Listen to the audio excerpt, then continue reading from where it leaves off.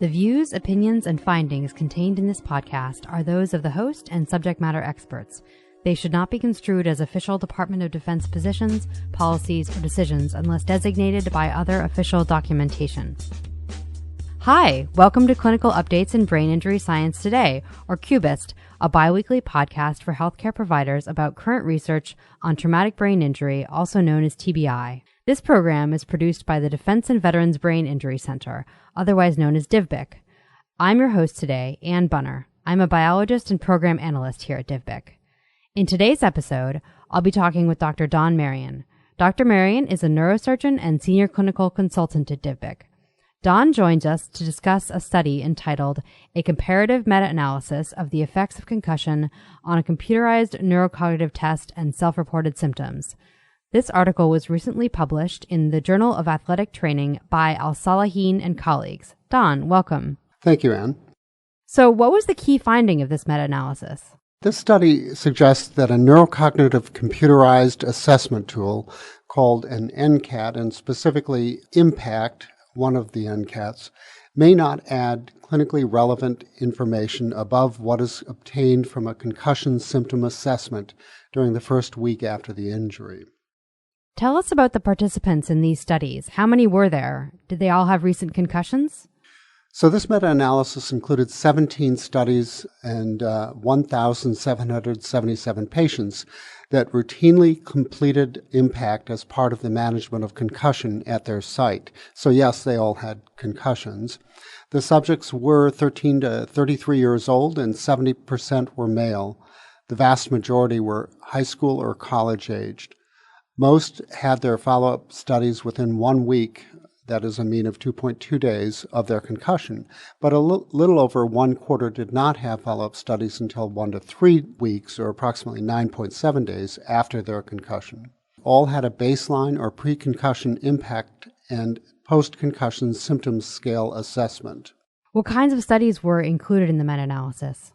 And the objective of the study was to compare neurocognitive test scores, an objective measure, with self-reported symptom scores using the post-concussion symptom scale assessment.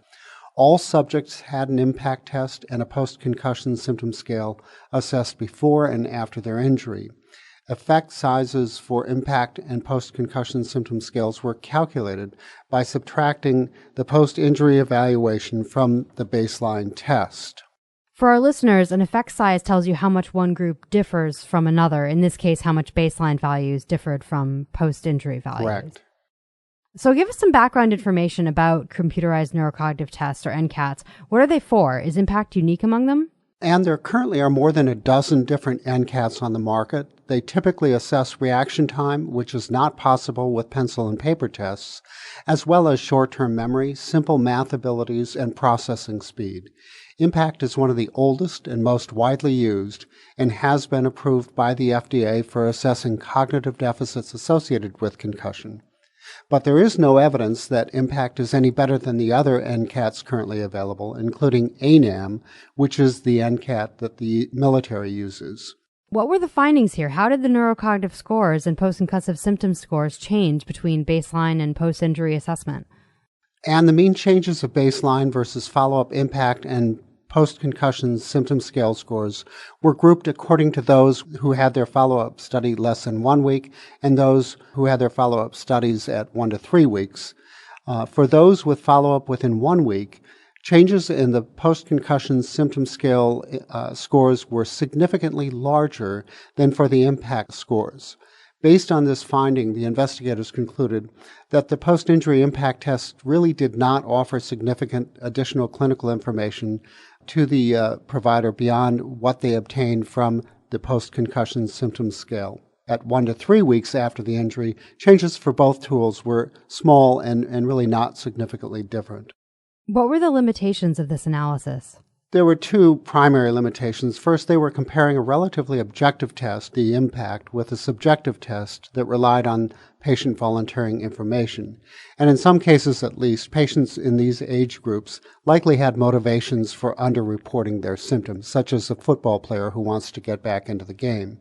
The second concern was the definition of concussion varied among the studies included in the meta-analysis, and sometimes they didn't even include definition of concussion. So what does it mean for clinicians that concussion had a larger effect on self-reported symptoms than on objective cognitive measures?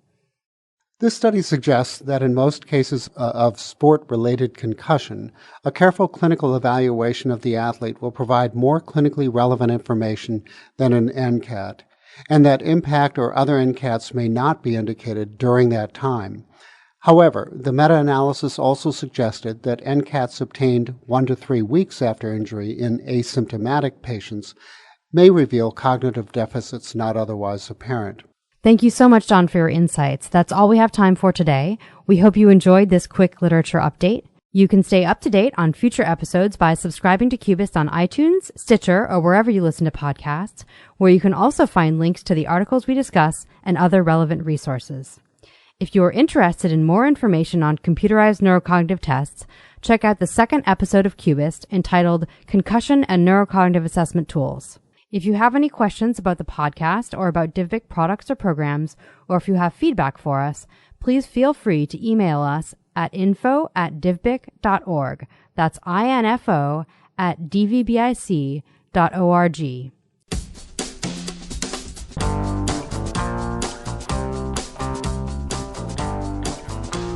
CUBIST is produced and edited by Deborah Baylin and was hosted today by me, Ann Bunner.